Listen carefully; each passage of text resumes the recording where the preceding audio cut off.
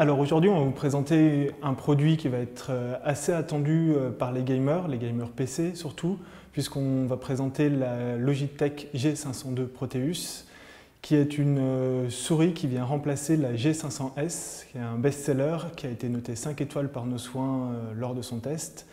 Et on va voir en quoi elle diffère de son ancien modèle et ce qu'elle apporte de nouveau. La Logitech avait essayé d'insuffler un esprit scientifique à sa souris, alors que sur la Proteus, on est plus sur un côté science-fiction avec des arêtes, des boutons en forme géométrique et un design beaucoup plus travaillé, aussi bien en termes de lignes qu'en termes de texture du plastique. En termes de préhension, on est toujours sur quelque chose d'extrêmement qualitatif. Dès qu'on pose la main sur la souris, les doigts se posent naturellement sur les boutons.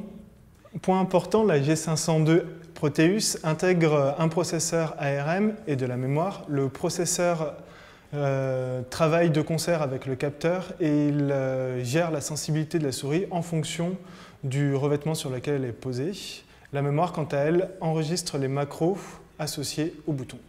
Le capteur de la Proteus monte jusqu'à 12 000 dpi avec une accélération de 40 G et une vitesse de 7,6 mètres secondes. Donc c'est extrêmement véloce, extrêmement précis. Un autre point particulier, c'est qu'on a un bouton pour les FPS, un bouton qui va servir pour les snipers, qui va considérablement ralentir la souris. C'est une souris qui est très bien finie, qui incorpore comme sa grande sœur un petit compartiment pour ajouter des poids.